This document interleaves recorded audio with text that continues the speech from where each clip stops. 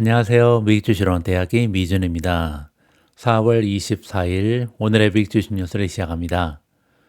오늘도 변함없이 미국 주식 투자의 정석을 지키고 있는 미준에 오신 것을 환영합니다. 오늘 녹화를 시작하기 바로 전에 제가 유튜브 댓글창을 잠깐 살펴봤는데요. JK라는 아이디를 쓰시는 분께서 제가 걱정됐는지 다음과 같은 피드백을 주셨습니다.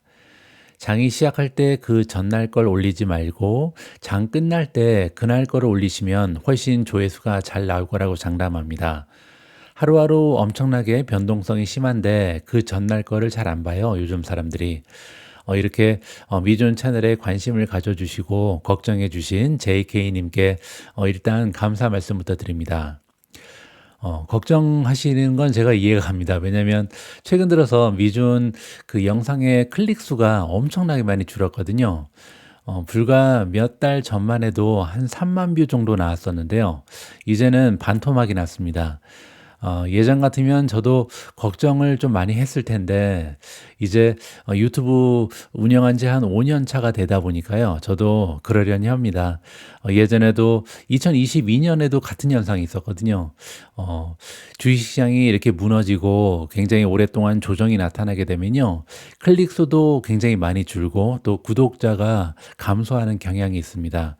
그러다가 이제 또 미국 증시가 갑자기 힘을 내서 상승장이 오랫동안 지속되면 그때 되면 또 많은 분들께서 미국 증시에 입성을 하시고 어떻게 보면요. 거꾸로 또 투자를 해야 될 것 같습니다. 만약에 미준 채널이 굉장히 잘 된다. 그러면 어떻게 보면 고점이 가까워왔다. 이런 신호로 해석이 가능하고요. 요즘처럼 또 미준 유튜브 채널이 인기가 뚝 떨어지면 그때가 오히려 저가 매수의 기회다. 이런 식으로 우리가 역발상 투자의 활용도가 있는 지표가 될 것 같습니다. 그리고 한 가지 덧붙여서 여러분들께 좀 말씀드리고 싶은데요. 제가 지금 제 와이프랑 함께 우리 가족이 커다란 변화를 준비하고 있습니다. 2021년에 영국에 들어와서 이제 한 4년 가까이 영국에서 거주를 했는데요. 처음에 이제 영국 들어올 때 가장 커다란 이유 하나는요, 아이들의 그 언어 문제였습니다. 저희 아이들이 아무래도 제가 총지배인 할 때 한국에 거주하지 않고 계속 동남아시아에 살다 보니까요, 한국어를 거의 못합니다. 그리고 이제 아무래도 동남아시아에서는 영어를 쓰는 사람들의 그 레벨이 한계가 있기 때문에 영어도 모국어 수준으로 하지를 못하더라고요. 그래서 제가 가지고 있었던 가장 커다란 걱정거리 중에 하나가 우리 아이들이 모국어가 없으면 어쩌지 이런 생각을 했었거든요.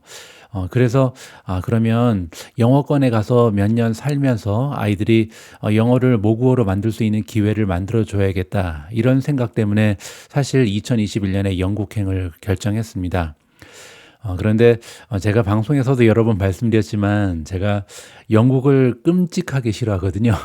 그래서 이제는 아이들 때문에 할 만큼 했다라고 생각을 하고요.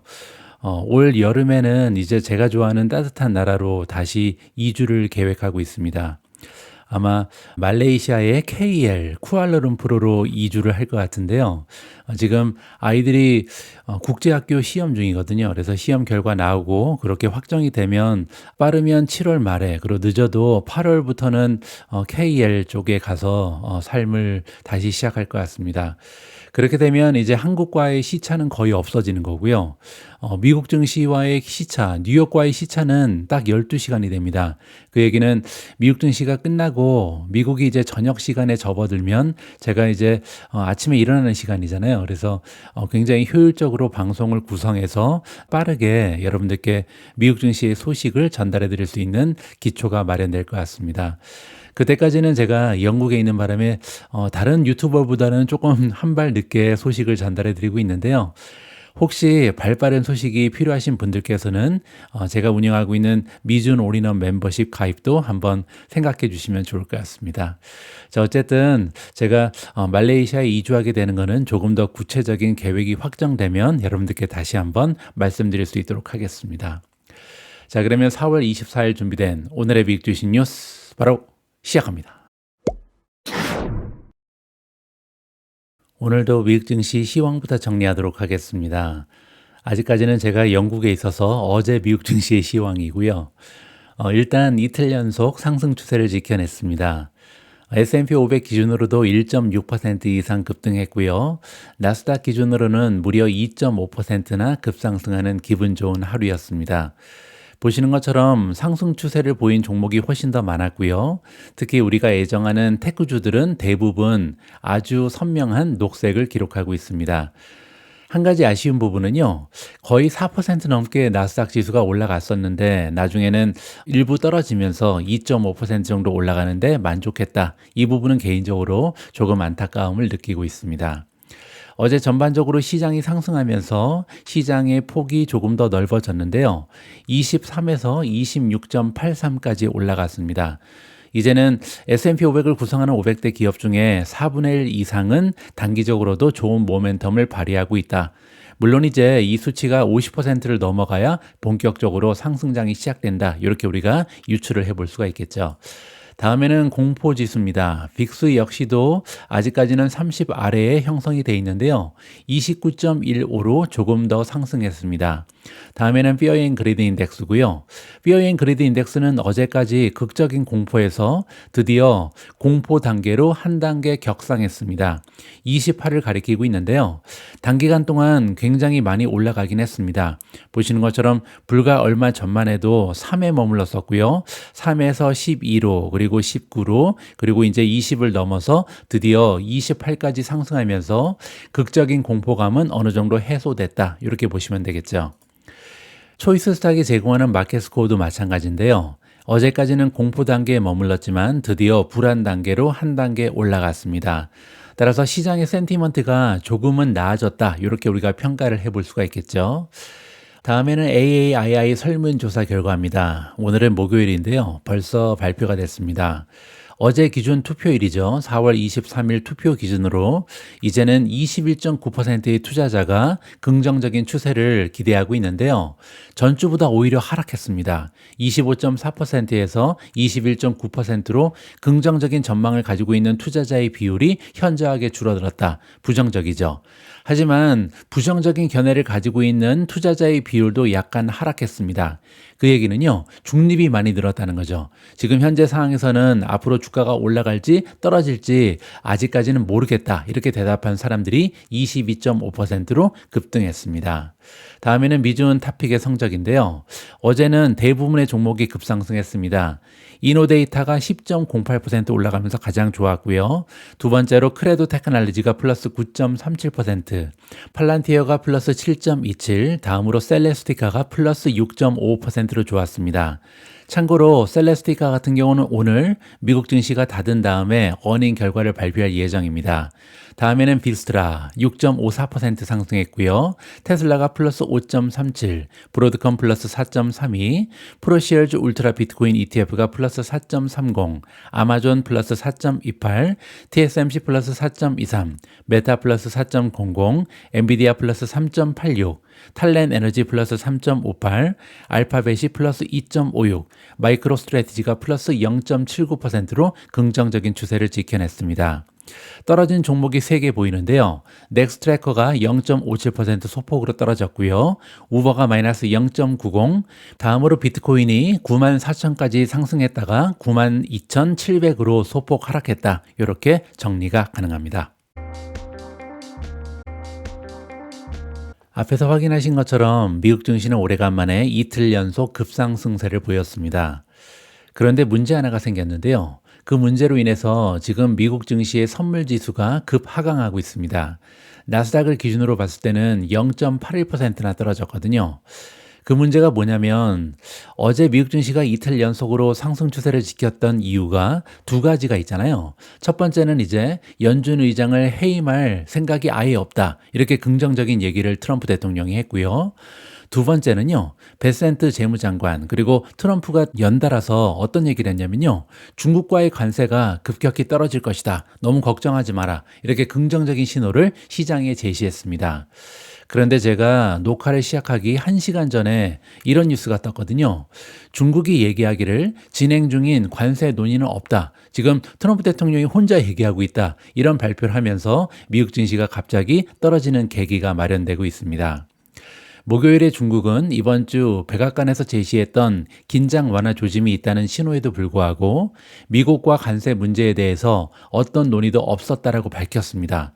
혼자 얘기하는 거다. 우리한테 아무 얘기도 안 하지 않았냐? 이렇게 지금 중국에서 컴플레인을 하는 거죠. 현재 중국과 미국 간의 경제 및 무역에 관한 어떤 협상도 전혀 진행되고 있지 않다. 그럼에도 불구하고 지금 베센트 장관하고 트럼프 대통령이 걱정 마라. 관세는 조만간 해결될 것이다. 이런 얘기를 한 거죠. 상무부 대변인 허야둥은요, 기자회견에서 이렇게 얘기했다라고 CNBC가 전했고요. 그에 따르면 양국 간 협상 진전에 관한 모든 보도는 일축되어야 한다. 따라서 근거가 없는 보도 내용이다. 이렇게 얘기하는 거죠.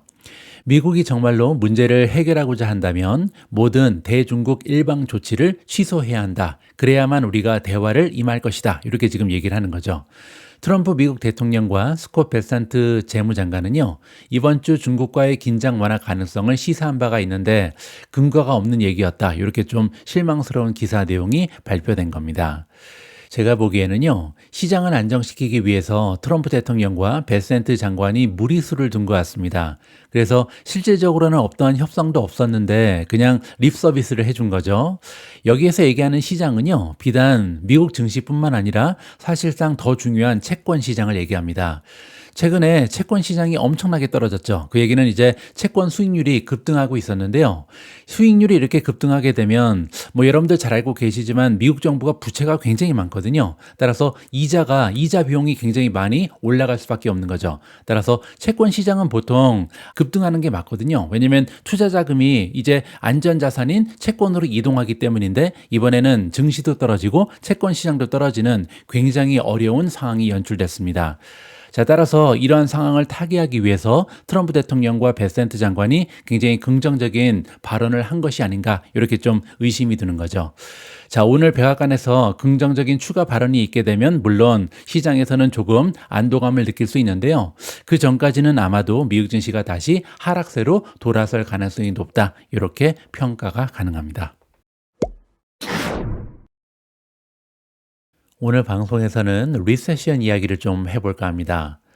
향후에 미국 경제가 과연 리세션에 빠져드는가, 경기 침체를 경험하는가, 이건 굉장히 중요한 투자의 지표입니다.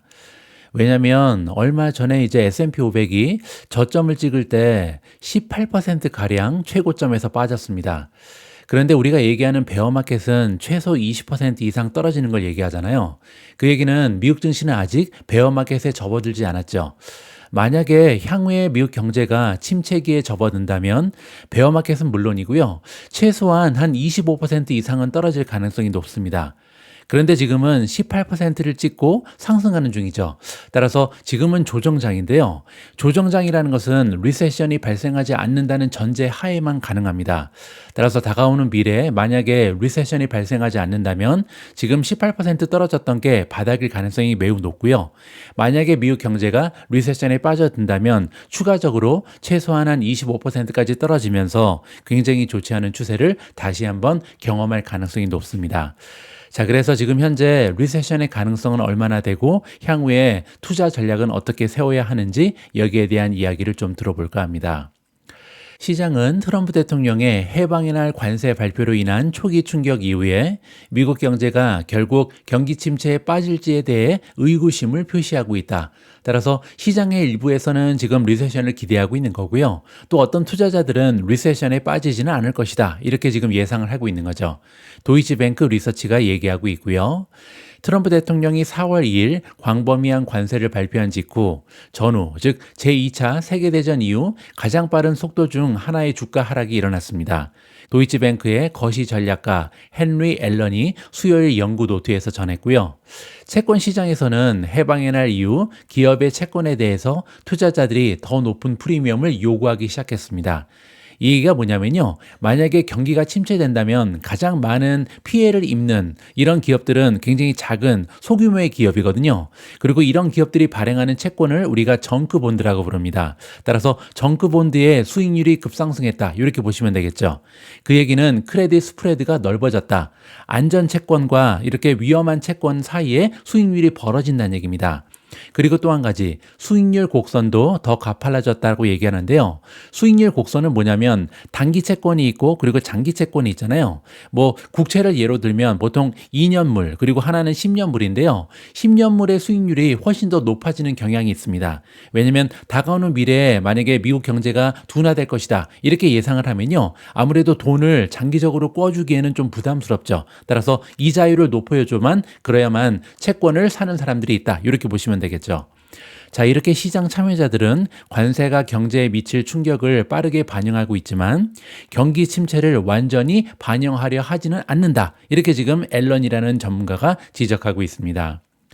시장에서는 특히 최신 90일 유예 기간 이후에 관세가 실제로 발효되지만 않는다면 경기 침체를 불가피하다고 보지 않는 것이 분명하다. 자, 따라서 일단은 관세가 90일 유예 기간을 설정해놨잖아요. 그리고 나서 3개월 이후에 실제로 관세가 발효되면 그때는 이제 리세션의 확률이 확 올라가겠죠. 하지만 그렇지 않는다면 아마도 리세션은 없을 것이다. 이렇게 기대하는 투자자가 굉장히 많은 것으로 파악이 됩니다.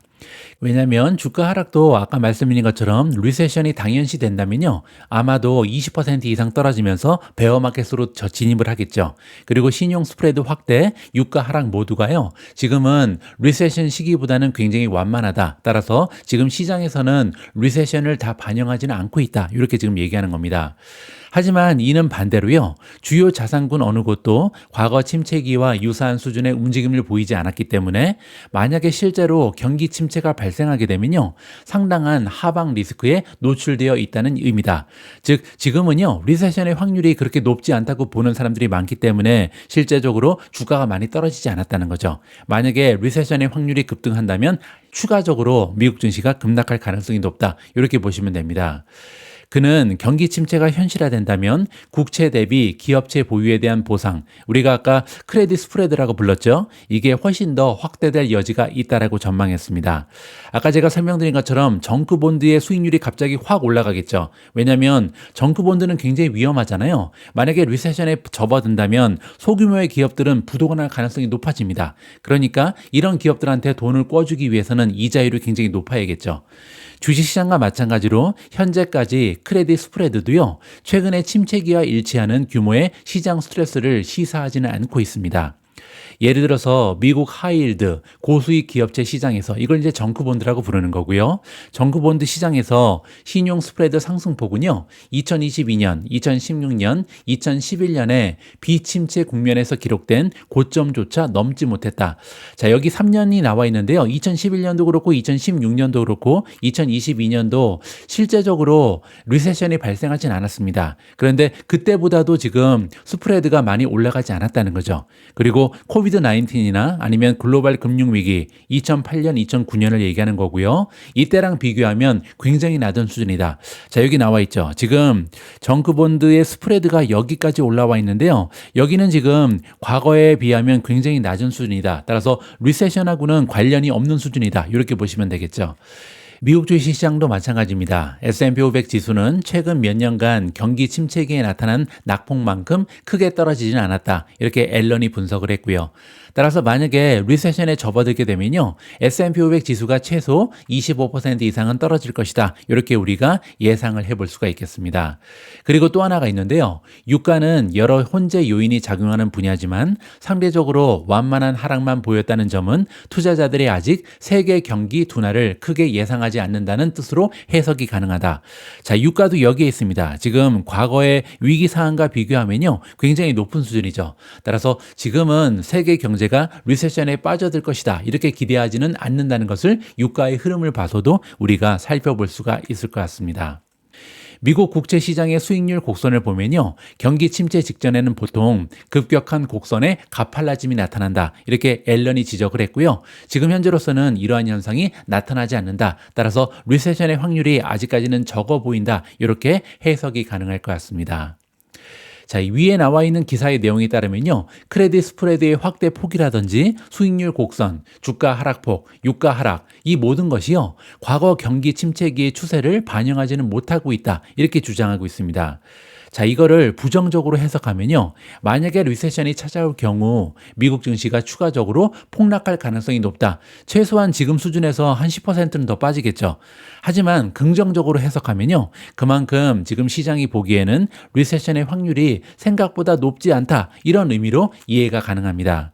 자, 그리고 또 한 가지의 긍정적인 측면이 있는데요. 아까 기사에서 제기했던 여러 가지 문제들, 크레딧 스프레드나 빅스 지수, 그리고 미국 증시의 하락세 모두요. 이미 최악의 상황을 기록하고 약 50% 정도, 50%는 피보나치에서 굉장히 중요한 수준이다. 제가 예전에 말씀드렸죠. 그만큼 손실을 만회하고 있다는 점입니다. 그 얘기는 뭐냐면요. 이미 최악의 상황을 경험하고 상승 중이다. 이렇게 우리가 좀 조심스럽게 유추해 볼 수가 있거든요. 일단 하이힐드 스프레드를 보시면요. 1월 24일 날 2.92%에서 4월 초에는요. 5.3%까지 급상승했습니다. 자, 그런데 현재는 4.09%까지 약 50% 정도 하락한 상황이거든요. 저 여기 나와 있죠. 지금 굉장히 빠른 시간에 엄청나게 많이 올라갔습니다. 근데 올라간 수준의 반 정도 떨어졌다. 따라서 지금은 굉장히 좋은 추세로 하락하고 있다. 지금 하이힐드의 스프레드가 급격하게 감소하고 있다는 것을 여기서 확인해 볼 수가 있는 거고요. 두 번째는 공포지수인데 공포지수도 2월 14일에 14.77에 불과했습니다. 그런데 4월 초에 60을 넘었었거든요. 굉장히 빠른 시간에 엄청나게 급등했죠. 그런데 지금은요. 다시 30 아래로 떨어졌잖아요. 50% 이상 하락한 상황입니다. 자, 여기 나와 있죠. 2월 14일 날 14.77에서 굉장히 단기간 동안 60을 찍었고요. 이제는 이만큼 올라간 부분에 50%를 반납하면서 시장의 공포지수가 안정세에 접어들고 있다. 이렇게 보시면 되겠죠. 자, 마지막으로 S&P 500인데요. 2월 18일에 최고점을 찍었습니다. 6,147을 찍었죠. 그리고 나서 4월 8일 장중에 4,835까지 하락했거든요. 하지만 이제는 거의 하락한 부분에 50% 가까이 회복한 상황이다. 자, 이것도 그래프를 보시면 여기 2월 18일 날 정점을 찍고요. 굉장히 빠른 시간에 4,835까지 떨어졌습니다. 그리고 이제는 50%는 아닌데요. 그보다 거의 비슷한 수준까지 급상승했다. 그리고 중요한 부분은 5,500이 굉장히 단단한 저항선 역할을 하고 있거든요. 따라서 5,500을 넘어선다면 드디어 50%를 뚫고 우리가 상향 조정할 수 있는 좋은 기회를 맞이할 수 있다. 따라서 앞으로 향후에 미국 증시가 5,500을 찍는지 찍지 못하는지는 굉장히 중요한 모멘텀 지표다. 이렇게 마무리를 해드리겠습니다. 오늘은 오래간만에 종목 관련된 뉴스가 몇 개 발견이 됩니다. 그래서 중요한 뉴스 위주로 몇 개만 소개를 좀 드려볼까 합니다. 처음으로는 TSMC 관련된 소식인데요. TSMC가 더 크고 빠른 칩을 연결하는 신기술을 공개했다라는 반가운 소식입니다. 대만의 반도체 위탁 생산 기업인 TSMC는 수요일 날 인공지능 애플리케이션에 필요한 성능을 높이기 위해 빠른 칩을 제작하고요. 디너 플레이트, 즉 접시 크기의 패키지로 결합하는 기술을 공개했습니다. TSMC는요. 2028년 도입 예정인 A14 공정 기술을 공개했는데요. 이 기술은 올해 양산에 들어갈 N2 공정 칩과 비교했을 때 동일 전력 소비로 15%나 더 빠른 프로세스를 생산할 수 있고요. 아니면 동일 속도로 구동할 때 전력을 30%나 절감할 수 있을 것이다. 이렇게 기술력의 향상을 예상했습니다. 엔비디아와 AMD를 고객으로 둔 TSMC는요, 차세대 시스템 온 웨이퍼 X 기술을 통해서 최소 16개의 대형 컴퓨팅 칩은 물론이고요, 메모리 칩, 고성광, 인터커넥션 등을 한꺼번에 묶어서 수천 와트의 전력을 칩에 전달할 수 있을 것이다. 이렇게 설명했습니다. 자, 이거를 지금 현재 기술력과 비교해 보면요, 엔비디아의 현재 플래그십 GPU, 블랙웰을 얘기하는 거죠. 블랙웰은요, 두 개의 대형 칩을 연결해서 제작됩니다. 그리고 2027년, 2년 후에 출시 예정인 루빈 울트라가 있는데요. 루빈 울트라 칩도 GPU를 딱 4개 정도만 붙여서 만들 예정이 있거든요.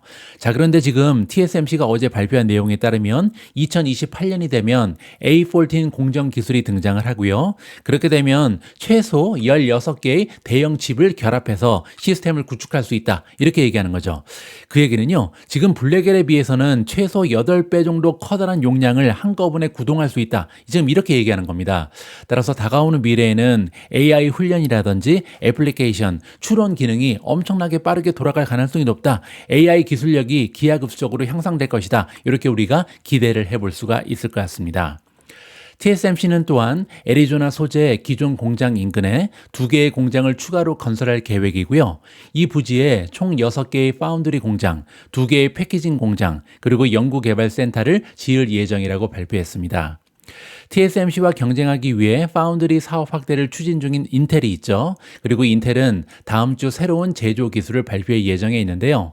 대규모 AI 칩 수요가 이제는 단순한 제조에서 칩 통합으로 경쟁 구조를 이동하고 있다. 따라서 이제는요, 얼마나 많은 GPU를 통합해서 시스템을 구축할 수 있는가, 이게 경쟁력이라고 얘기하는 거고요. TSMC는 여전히 가장 강력한 모습을 보여주고 있다. 이렇게 보시면 될 것 같습니다.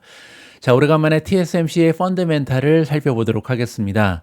TSMC의 퀀트 레이팅은 여전히 스트롱 바이, 강력 매수인데요. 4.56을 기록하고 있습니다. 보시는 것처럼 밸류에이션이 C 플러스고요. 성장률이 B 플러스, 프로피타빌리티, 수익성이 A 플러스고요. 모멘텀은 C 플러스, 리비전, 어닝의 예상치가 계속해서 상승하고 있다. 긍정적인 전망을 우리가 살펴볼 수가 있겠죠. 자, 지금 밸류에이션이 C 플러스를 받고 있는데요. 사실은 밸류에이션이 굉장히 좋습니다. 자, 일단은 TSMC의 갭 PER을 포워드로 살펴보도록 하겠습니다. 향후 1년 동안 만들어낼 것으로 기대되는 순이익에 비해서 시가총액이 몇 배 올라가는가, 이걸 계산하는 거죠. 자, 지난 5년간 평균적인 PER은 22.5배였습니다. 이것도 굉장히 낮은 수준이죠. 다른 테크 기업에 비해서는 여전히 밸류에이션이 굉장히 낮은 기업인데요. 뭐 그럼에도 불구하고 지금 현재의 밸류에이션 수준은 16.45까지 떨어졌습니다. 따라서 역사적인 평균 수치에 비해서 평가절하돼 있다. 이렇게 보시면 되겠죠.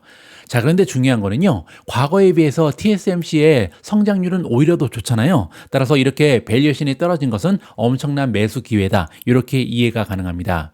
자, 여기 나와 있는 것처럼 레비뉴, 매출의 성장세를 보시면요, 과거 5년의 평균 성장률은 20.6%인데요. 지금 과거 12개월의 성장률은 무려 40%를 육박하고 있습니다. 그리고 다가오는 1년 동안도 24.57%의 견조한 매출 성장률을 우리가 기대해 볼 수가 있고요. 자, 그리고 다가오는 3년에서 5년 정도 EPS가 계속해서 20% 이상 급성장할 것으로 기대되는 주식이 바로 TSMC라는 것을 살펴볼 수가 있겠습니다. 자, 여기 나와 있는 정보는 뭐냐면요, 지금 현재 그러면 TSMC가 성장률도 좋고 밸류에이션도 좋은데 주가는 떨어지고 있잖아요. 그러면 혹시 리비전, 즉 어닝에 대한 전망치가 감소하고 있는 것은 아닌지, 이 부분을 우리가 한번 걱정해 볼 필요가 있는데요.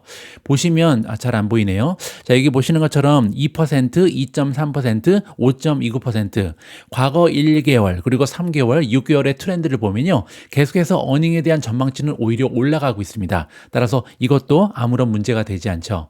자, 지금 현재 TSMC의 모멘텀, 뉴트럴, 중립에 가 있거든요. 26가지의 모멘텀 지표 중에 9개는 매도, 10개는 중립, 7개는 매수를 주장하고 있다. 이렇게 보시면 됩니다.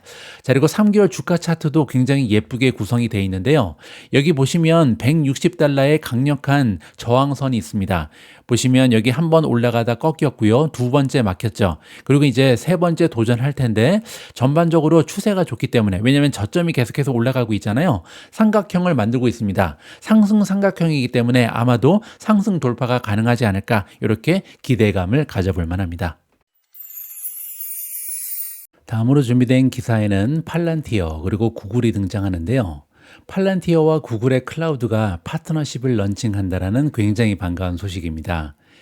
구글과 팔란티어 테크놀로지는 수요일 발표를 통해서 팔란티어의 페드 스타트 연방 정부 이니셔티브에 구글 클라우드를 제공하는 협력을 시작했다, 이렇게 밝혔습니다. 자, 여기 페드 스타트에 대해서 설명이 나와 있는데요. 제가 조금 더 자세하게 한번 설명을 드려보도록 하겠습니다. 팔란티어의 페드 스타트는요, 우리가 보통 SaaS라고 부르는 소프트웨어 기업들이 있죠. SaaS는 뭐냐면요, 클라우드 안에서 비즈니스를 구축하고 판매를 하는 이런 기업이라고 보시면 됩니다. 옛날에는 소프트웨어를 판매하는 게 굉장히 어려웠습니다. 왜냐하면 서버가 많이 필요했기 때문인데요. 이제는 클라우드 내에다가 이제 기업을 만들어 놓고 여러 가지 서버를 이제 클라우드 내에 구축하고 굉장히 저렴한 비용으로 비즈니스를 영위할 수 있다. 따라서 이런 비즈니스들이 굉장히 우후죽순처럼 드러났죠. 뭐 예를 들어서 넷플릭스 같은 기업이 대표적인 예입니다. 자, 이렇게 소프트웨어 기업들이 클라우드의 등장으로 인해서 굉장히 많이 발전하고 있는데요. 팔란티어의 페드 스타트는 이러한 소프트웨어 기업들이 그들의 자사 제품을 미국 연방 정부에 빠르게 공급할 수 있도록 고안된 플랫폼이다, 이렇게 보시면 됩니다.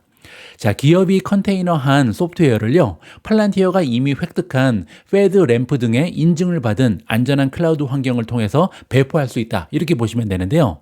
뭐 예를 들어서 뭐 극적인 얘기는 하지만 이 국방부에서 만약에 넷플릭스를 보고 싶다. 그러면 이제 넷플릭스를 설치해야 되잖아요. 그런데 이제 팔란티어 같은 경우는 이미 국방부를 비롯한 모든 정부기관의 인증을 받았습니다. 안전하다는 거죠. 완전히 보안이 철저하다. 이런 인증을 받았기 때문에 이 넷플릭스 입장에서는요, 팔란티어의 플랫폼을 통해서 이 넷플릭스의 서비스를 국방부에 제공할 수 있다. 이러한 식으로 이해하시면 됩니다. 별도의 복잡한 인증 절차 없이도 수년이 걸치던 정부기관의 납품 승인을 수주 내로 단축할 수 있다. 이러한 혜택을 제공하는 플랫폼이 바로 팔란티어의 페드스타트다. 이렇게 보시면 됩니다. 자, 이를 통해서 스타트업 기업부터 대기업까지 누구나 시장 진입 장벽과 비용을 크게 낮추고 혁신 속도를 가속할 수 있다. 이렇게 이해가 가능합니다.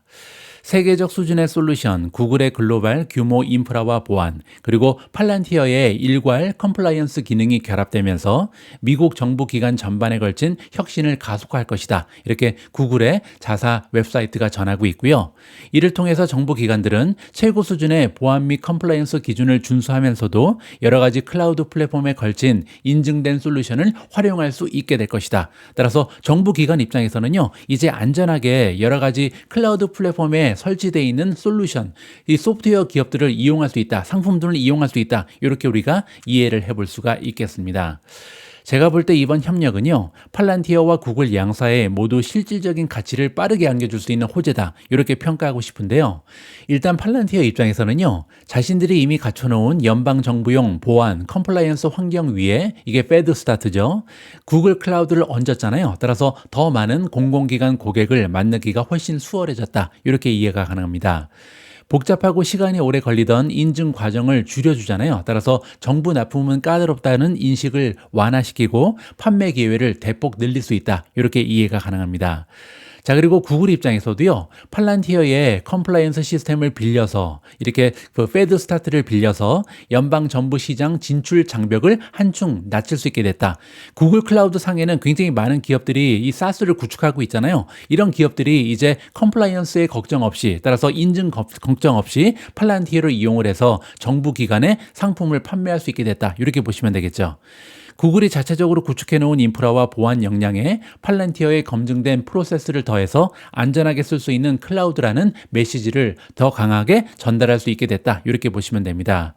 자, 결론적으로 이번 파트너십 덕분에 구글과 팔란티어는요, 조금 더 많은 정부 부분 신규 계약을 더 빠르게 성사시킬 수 있을 것으로 기대되고요. 그만큼 매출 성장 추세를 강화할 수 있게 됐다. 이런 식으로 해석이 가능할 것 같습니다. 자, 다음에도 종목 관련된 뉴스인데요. 이번에는 메타입니다. 메타가 새로운 성장 동력을 발표했다. 이렇게 보시면 되는데요. 자, 이번에는 어떤 성장 동력이 메타의 비즈니스에 추가됐는지 이번 기사를 통해서 살펴보시면 좋을 것 같습니다. 이 기사는 제 목소리를 닮은 미주은 AI가 읽어드릴 수 있도록 하겠습니다. 미터 플랫폼즈 티커 META는 새로운 수익원을 창출하기 위해 수십 개의 시장에서 자사 소셜 미디어 플랫폼인 스레즈의 광고주 접근을 확대하고 있습니다. 수요일 발표된 이번 업데이트는 미터가 1월 일부 지역 소수의 광고주를 대상으로 테스트를 시작했던 이니셔티브를 전 세계 모든 자격 있는 광고주로 확대한 것입니다. 2023년에 X 대안으로 출시된 스레즈는 월간 활성 사용자 수가 3억 명을 넘으며 그중 4명 중 3명은 최소 1개 이상의 기업을 팔로우하고 있다고 미터는 밝혔습니다. 미터는 자사 브랜드 안전 및 적합성 기준이 광고주가 광고 게재 위치에 대해 안심할 수 있도록 돕는다고 설명했습니다. 커뮤니티 기준을 위반하는 콘텐츠는 광고 게재 인접 대상에서 제외된다고 덧붙였습니다. 미터는 대부분의 수익을 광고에서 창출합니다. 2024년 광고 매출은 1,600억 달러로 전년 대비 22% 증가했습니다. 그러나 경기 둔화는 디지털 광고 비즈니스와 이에 의존하는 기업들에 타격을 줄 수 있습니다. CT의 애널리스트 로널드 조시는 최근 보고서에서 성장 둔화와 물가 상승이 전자상거래 및 온라인 광고 예산에 영향을 미칠 가능성이 크다고 지적했습니다. 그러나 1일 수억 명의 이용자를 끌어들이는 인스타그램과 페이스북을 포함한 미터의 소셜미디어 플랫폼은 광고 지출 감소가 가장 늦게 나타날 것이라고 그는 내다봤습니다. 미터는 광고를 더욱 개인화하기 위해 사용자가 콘텐츠와 상호작용하는 시간을 추적한다고 밝혔습니다. 설문조사 등의 방법으로 사용자가 어떤 광고를 선호하는지 파악해 가장 관련성 높은 광고를 전달할 수 있는 체계를 갖추고 있다고 설명했습니다. 사용자는 보고 싶지 않은 광고를 숨기거나 건너뛰기 신고하는 방식으로 자신이 보게 될 광고를 제어할 수 있습니다. 미주은의 한마디. 메타는 또한 2025년 2분기 중으로 독립형 미터 AI 앱을 출시할 계획이라고 밝힌 바 있습니다. 이 앱은 기존 웹 SNS 내장형 AI 서비스를 벗어나 챗GPT나 구글의 제미나이처럼 전용 플랫폼으로 제공되며 유료 구독 모델을 도입해 광고 매출 의존도를 낮출 수 있는 새로운 수익원으로 기대받고 있습니다. 시장 조사기관 S&P 글로벌에 따르면 애널리스트들은 메타의 매출이 2025에서 2029년간 연평균 약 12% 성장할 것으로 예측하고 있으며 AI 주도형 기능과 유료 구독 모델이 총 매출 증가에 기여할 것으로 전망합니다. 또한 메타의 CEO 저커버그는 2025년 미터 AI 사용자가 10억 명에 달할 것으로 목표를 제시하는 등 메타는 가까운 미래 페이스북과 인스타그램에서 창출되는 광고 매출에만 의존할 필요가 없어 보입니다. 물론 단기적으로는 매출 증가폭이 제한적일 수 있지만 중장기적으로는 이번에 본격적으로 확장되는 스레드의 광고 모델, 그리고 조만간 런칭될 메타 AI 구독 서비스 결합을 통해 안정적인 매출 다변화가 가능해질 전망입니다. 물론 더 멀리 바라본다면 메타 제2의 전성기를 이끌 스마트 안경과 가상현실, 엔드 증강 현실에 대한 기대감도 점점 더 커지고 있는 상황입니다. 강력한 현재와 장밋빛 미래가 동시에 존재하는 멋진 투자처가 바로 메타라고 생각합니다. 오늘도 미국 주식 영상 하나를 준비했는데요. 오늘 우리가 함께 경청해 볼 전문가의 의견은 알거라는 투자기관에서 일하고 있는 크로포드입니다. 자, 이 전문가는요, 지금 현재로서는 미국 주식을 팔 시기가 아니다. 조금 더 견뎌야 된다. 존버해라. 이렇게 얘기하고 있는데요. 과연 어떤 미국 증시 전망을 제시하고 있는지 구체적인 내용을 한번 들어보도록 하겠습니다. 한 가지 좀 양해 말씀드리고 싶은데요. 오늘은 그 더빙이 잘 안 됐습니다. 그래서 할 수 없이 자막으로 여러분들께서 원어 방송을 들으면서, 영어 방송 들으면서 이 자막으로 이해를 하셔야 될 것 같습니다. 오늘은 여기까지입니다. 오늘 방송도 마지막까지 함께해 주신 모든 분들께 진심을 담아 감사의 말씀을 드립니다. 우리 모두가 미국 주식 투자로 은퇴하는 그날까지 다 함께 화이팅입니다. 행복한 하루 되세요. 감사합니다. Going to this need to focus in on generative AI, the opportunity by a company like Intel, is it still all about AI?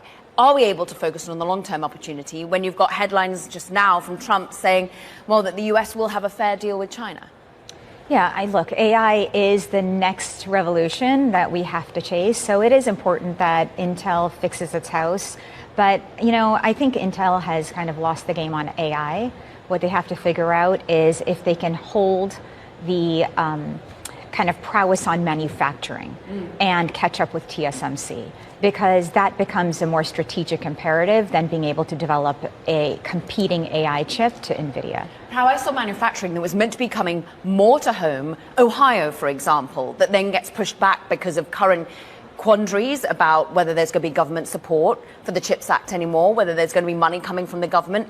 How is Intel or any chip maker currently to navigate whether they invest in the US or not? Well, definitively, we need to invest in the U.S. I think the administration has made it very clear. I think it is a necessity that we start investing in the U.S. So I am completely on board with that. I don't actually think that the lack of CHIP Act funding is the reason that Intel is not investing in the U.S. I believe that they've actually lost the benefit of being first. And they are struggling with going from one node to the next. We'll see where they are on 18A, which is the next node. But as of right now, they're still outsourcing to Taiwan Semi, which shows you that, in fact, TSM has taken the lead on these last few nodes. And we will find out more Thursday evening when Intel posts numbers. I think they'll have to answer a lot of those questions.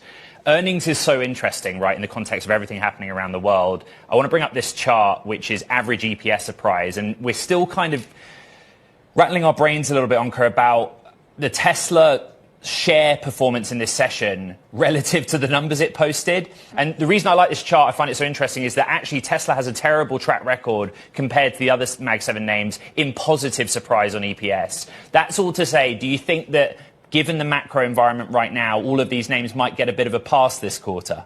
Yeah, I think sentiment has gotten so dire that many of these companies are putting up okay numbers. Like you look at iSurge yesterday in healthcare space, you know, the numbers were okay. However, it was better than expected. Tesla, the same way. The numbers were okay, but they talked about, I think, some of their growth drivers, which are humanoids. They talked about how they're going to have autonomy by the end of this year. I think he said millions of vehicles by the second half of this year. And even if it's not second half of this year, as long as there's a roadmap to true autonomy, I think that's what's going to drive the next leg in Tesla, not necessarily the margins on the auto side. They also pulled guidance. Do you expect that to be a move elsewhere in the Mag 7 names? I think that we could get many companies not actually giving any guidance because the uncertainty is high. So if you're a CFO or a CEO trying to navigate this market, you really have a hard time right now because, you know, what do you guide to?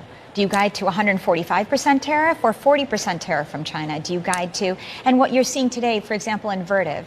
Vertiv basically has assumed, or in iSurge have assumed, you know, full tariff impact. So, you know, iSurge last night, the CFO said 145% tariff is what they have included in their guidance and have guided that way, and just in order to buffer any kind of impact on their earnings.